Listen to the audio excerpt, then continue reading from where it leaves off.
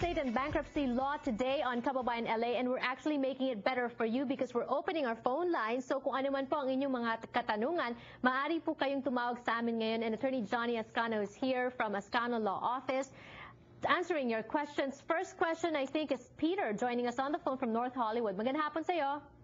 Ay, magandang hapon, Janelle. Yeah, I have a question regarding the bankruptcy. Kasi right now, LVN ako, nurse. Unfortunately, prior nang naging LVN ako, malaki ang utang ko kasi at the same time, nagka-judgment ako. So right now, I'm working right now. So kung magpa-file ako ng bankruptcy, am I still qualified for that? And at the same time, tatlo yung job ko ngayon. So if I'm gonna file a bankruptcy, do I have to tatanggalin ko kaya yung dalawang trabaho ko so that it's gonna be justifiable filing bankruptcy? Yun ang katanungan ko. Good question. At the same time, meron kasi akong judgment na matagal na. May judgment na. Okay. May judgment ako doon sa nagtatrabaho. May judgment ako, tinanggalan na ako ng dati doon sa work ko. Unfortunately, is na ako doon sa work na yon. So hindi na naman nila ako natuntunan. So okay.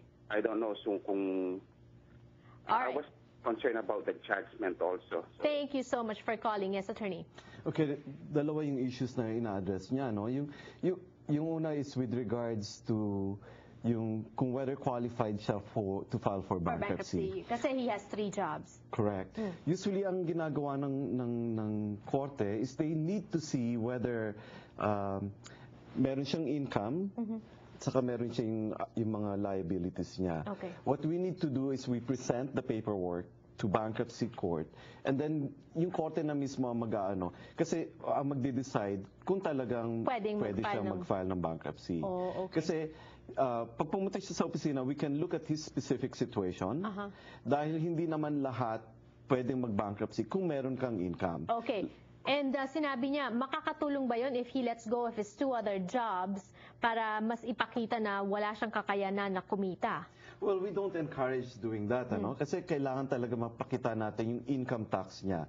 Based on his income tax from last year, yan ang magiging basis natin when we file the bankruptcy. Okay. Yung second concern niya ata yung judgment. Ano ba yung judgment na yun? Ang judgment kasi coming from court, it will remain as a judgment for at least 7 years. Okay. Tapos mare-renew yan after 7 years.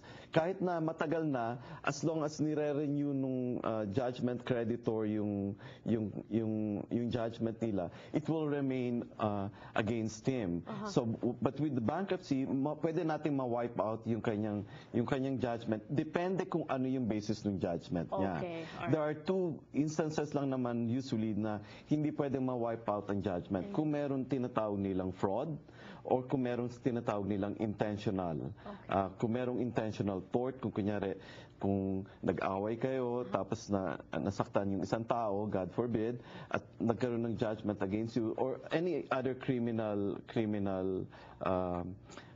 based on criminal act also. Okay. So, right. But otherwise, all judgments generally pwede nating matanggal by filing bankruptcy. Oh, okay. So in fact, makakatulong yung bankruptcy para ma-wipe out yung judgment sa kanya. Correct. All right. But of course, Peter, like Attorney Ascano said, always it's a case-by-case basis. Later on at the end of the program, we'll give you the information for Attorney Ascano, Johnny Ascano Law Office, so you can call them specifically for your issue. Leon is on the line. Hi, Leon.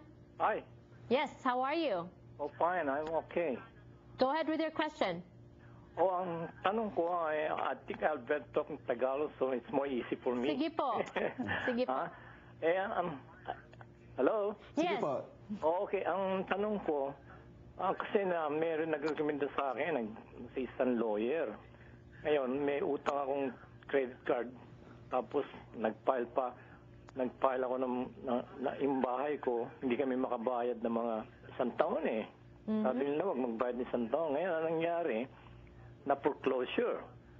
Ngayon, nung dumating na yung judge, kailangan para mawala yung utang ko at yung second mortgage, kailangan magbayad kami ng bahay para makita raw ng judge.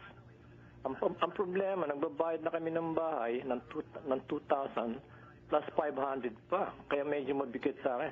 Pero naka-anim na buwan pa rin kami nagbabayad ng kasi hindi na namin kayang bayaran. Kaya na-dismiss yung bankruptcy namin.